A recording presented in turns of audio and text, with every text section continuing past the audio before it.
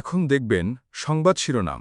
Dengue পরিস্থিতি আরও ভয়াবহ। একদিনেই 12 জনের মৃত্যু, হাসপাতালে ভর্তি প্রায় 750। বিলম্বে চিকিৎসার কারণেই বাড়ছে প্রাণহানি, বলছেন রোগ তত্ত্ববিদ। পিআরএন নামে ফ্যাসিবাদ কায়েমের ষড়যন্ত্র চলছে, অভিযোগ বিএনপি নেতাদের। এলডিসি উত্তরণ স্থগিত রাখতে জাতিসংঘে চিঠি দিতে সরকারের প্রতি আহ্বান। নির্বাচন আয়োজনে অন্তর্বর্তী সরকারের উপর আস্থা আছে 70% মানুষের, জরিপ ইনোভেশনের। পিআর কি জানে না 56% জনগণ। ভারত, মালয়েশিয়া সহ 5 দেশে সাবেক ভূমিমন্ত্রী সাইফুজ্জামানের বিপুল সম্পদের সন্ধান, দুদকের রেড নোটিশ জারির আবেদন মঞ্জুর। এবারে স্বাধীন ফিলিস্তিন রাষ্ট্রের স্বীকৃতি দিল যুক্তরাজ্য, কানাডা এবং অস্ট্রেলিয়া। যুদ্ধ বিধ্বস্ত গাজাবাসীর উল্লাস, নাখোশ ইসরায়েল।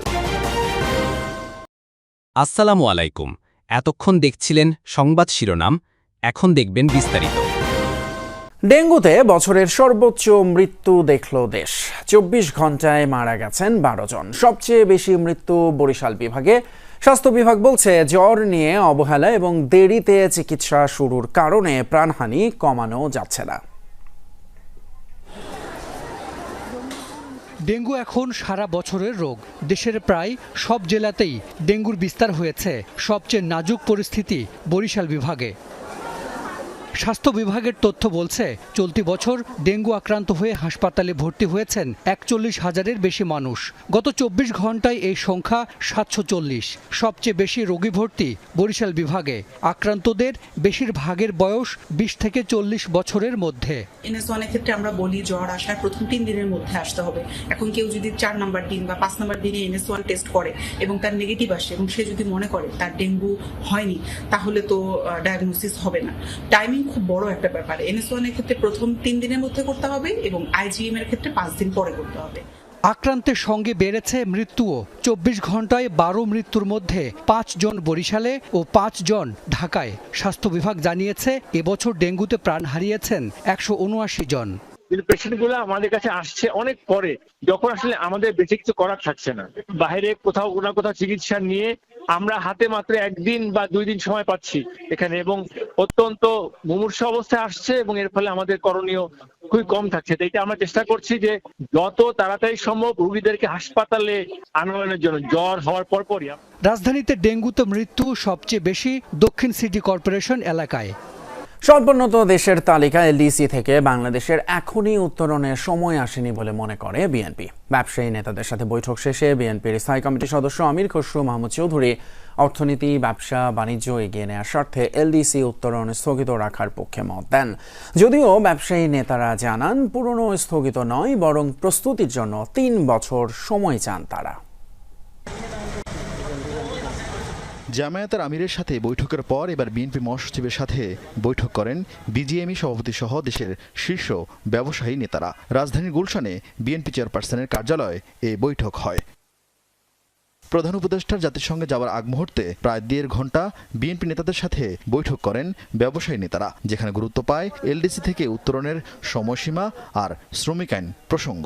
বিনিয়োগ, ব্যবসা বাণিজ্য যদি আমরা অব্যাহতভাবে এগিয়ে যেতে চাই, যে নতুন বাংলাদেশের স্বপ্ন আমরা দেখছি, তাহলে এই মুহূর্তে এলডিসি গ্র্যাজুয়েশনটা আমাদের স্থগিত রাখার জন্য সবার আমরা আলোচনা করেছি। এই মুহূর্তে স্থগিত রাখার প্রয়োজনীয়তা আছে। গত 8 বছরের নানা প্রক্রিয়া আর একাধিক মূল্যায়ন শেষে 2026 সালের 24 নভেম্বর এলডিসি থেকে বের হবে বাংলাদেশ, এমন সিদ্ধান্ত জাতিসংঘের। এই জন্য সরকারকে প্রস্তুতির অগ্রগতি জানাতে 31 অক্টোবর পর্যন্ত সময়সীমা বেঁধে দিয়েছে জাতিসংঘ। কিন্তু ব্যবসায়ীরা চান আরও 3 বছর সময়। এলডিসি গ্র্যাজুয়েশন আমরা পোস্টপোন করতে চাই না, আমরা ডেফারমেন্ট চাই। সেটাও বলেছি, নির্দিষ্ট মাত্র 3 বছরের জন্য, এবং 3 বছর ডেফারমেন্ট এই জন্য লাগবে, আমরা এখনো প্রস্তুত না। এর মধ্যে একটা আছে ফলসিফাইড যে ডাটার ভিত্তিতে করা হয়েছিল, এটা হচ্ছে মূল বিষয় হচ্ছে আমাদের ইনফ্রাস্ট্রাকচার এখনো রেডি না। এদিকে যমুনা ফিউচার পার্কে এক অনুষ্ঠানে বিএনপি স্থায়ী কমিটির সদস্য সালাউদ্দিন আহমদ জানান, তার দল ক্ষমতায় গেলে খেলাধুলাকে উৎসাহিত করতে পর্যাপ্ত মাঠ তৈরি করবে। খেলাধুলার জন্য পর্যাপ্ত মাঠের ব্যবস্থা করতে হবে, করার প্রতিশ্রুতি আমাদের আছে সারা দেশে। যারা 2014 সালের নির্বাচনে বিএনপিকে অংশ নিতে বাধাগ্রস্ত করেছিল তারা এখন কিছু দলকে মাঠে নামিয়ে নির্বাচন বানচালের চেষ্টা করছে বলে অভিযোগ করেছেন দলটির নেতারা। পিআরএর নামে আবারও ফ্যাসিবাদ কায়েমের ষড়যন্ত্র চলছে বলে অভিযোগ করে জনপ্রিয়তা যাচাইয়ে নির্বাচনের মাঠে নামার পরামর্শ দেন তারা। বলেন, জাতীয়তাবাদের চেতনায় উজ্জীবিত হয়েই সংগঠিত হয়েছে জুলাই গণ অভ্যুত্থান, যার নেপথ্যে মূল কারিগর ছিলেন বিএনপির ভারপ্রাপ্ত চেয়ারম্যান তারেক রহমান। সব দলে অপরাধী থাকলেও পরিকল্পিতভাবে বিএনপির বিরুদ্ধে কুৎসা রটানো হয় বলেও অভিযোগ করেন তারা।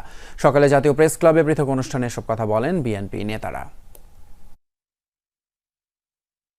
সিলেটের পাথর উত্তোলনের সাথে জামাতের নেতার নাম পাওয়া যাচ্ছে, নারী ঘটিত বিভিন্ন ঘটনার সাথে নাম পাওয়া যাচ্ছে, কিন্তু সোশ্যাল মিডিয়ায় বিএনপি করছে কিন্তু বিএনপি তার বিরুদ্ধে কি ব্যবস্থা নিচ্ছে ওটা তো ফলো করে আপনারা বলছেন না। বাংলাদেশি জাতীয়তাবাদের যে আদর্শ, সেই আদর্শকে অনুসরণ করে আমরা বাংলাদেশকে বিশ্বের বুকে পুনরায় একটি সম্মানশীল জাতি হিসাবে প্রতিষ্ঠিত করব। স্বাধীন রাষ্ট্র হিসেবে ফিলিস্তিনকে একসাথে স্বীকৃতি দিল প্রভাবশালী 3 দেশ, যুক্তরাজ্য, কানাডা এবং অস্ট্রেলিয়া। রোববার আনুষ্ঠানিক বার্তা দেয় দেশগুলো, জানায় চলমান ইসরায়েলি আগ্রাসনের মুখে 2 রাষ্ট্রভিত্তিক সমাধানকে পুনরুজ্জীবিত করতেই এই সিদ্ধান্ত। এদিকে দেশগুলোর এমন পদক্ষেপকে অযৌক্তিক আখ্যা দিয়েছে ইসরায়েল। এ নিয়ে ফিলিস্তিনকে স্বীকৃতি দেয়া মোট দেশের সংখ্যা দাঁড়ালো 150-এ। বেলফোর ঘোষণার মাধ্যমে 100 বছরেরও বেশি সময় আগে ফিলিস্তিনে ইসরায়েল প্রতিষ্ঠার ঘোষণা দেয় যুক্তরাজ্য। 1 শতাব্দী পর এবার সেই ফিলিস্তিনকেই স্বাধীন রাষ্ট্রের স্বীকৃতি দিল দেশটি। রোববার এক ভিডিও বার্তায় আনুষ্ঠানিকভাবে ফিলিস্তিনকে স্বীকৃতির ঘোষণা দেন ব্রিটিশ প্রধানমন্ত্রী কেইর স্টারমার। জানান, 2 রাষ্ট্রভিত্তিক সমাধানকে পুনরুজ্জীবিত করতেই লন্ডনের এই সিদ্ধান্ত। আজ থেকে যুক্তরাজ্য ফিলিস্তিনকে স্বাধীন রাষ্ট্র হিসেবে স্বীকৃতি দিচ্ছে। মধ্যপ্রাচ্যে ক্রমবর্ধমান ভয়াবহতার মুখে শান্তির সম্ভাবনাকে বাঁচিয়ে রাখার জন্য আমরা কাজ করছি, যার অর্থ একটি নিরাপদ, সুরক্ষিত ইসরায়েল এবং কার্যকর ফিলিস্তিন রাষ্ট্র। Israeli and Palestinian deserve to live in peace. যৌথ বিবৃতিতে ফিলিস্তিনকে স্বাধীন ঘোষণা করে নিজেদের সিদ্ধান্ত জানায় অস্ট্রেলিয়া। প্রধানমন্ত্রী অ্যান্থনি আলবানিজ ও পররাষ্ট্রমন্ত্রী পেনি ইয়ং স্বাক্ষরিত এক বিবৃতিতে নিশ্চিত করা হয় বিষয়টি। এর আগে G7 জোটের প্রথম দেশ হিসেবে ফিলিস্তিনকে স্বীকৃতি দেয় কানাডা। ফিলিস্তিন ও ইসরায়েলের জন্য শান্তিপূর্ণ ভবিষ্যৎ গড়ে তোলার প্রতিশ্রুতি দিয়ে বিবৃতি দেন প্রধানমন্ত্রী মার্ক কার্নি।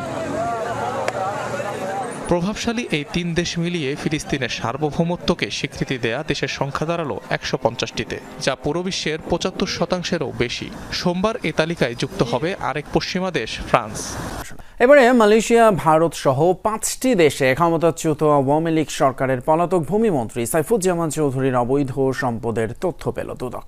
চট্টগ্রামের আনোয়ারায় রাতভর অভিযান চালিয়ে উদ্ধার হওয়া 23 বস্তা নথি থেকে প্রাথমিকভাবে মিলেছে এই তথ্য। অন্যদিকে সাবেক ভূমিমন্ত্রী এবং তার স্ত্রীর বিরুদ্ধে রেড নোটিশ জারির জন্য দুদকের করা আবেদন মঞ্জুর করেছেন আদালত। বস্তা ভর্তি এসব নথি রাখা হয়েছিল লুকিয়ে, যাতে আড়াল করা হয়েছিল বিভিন্ন দেশে সাবেক ভূমিমন্ত্রী সাইফুজ্জামান চৌধুরীর হাজার কোটি টাকার সম্পত্তির হিসাব।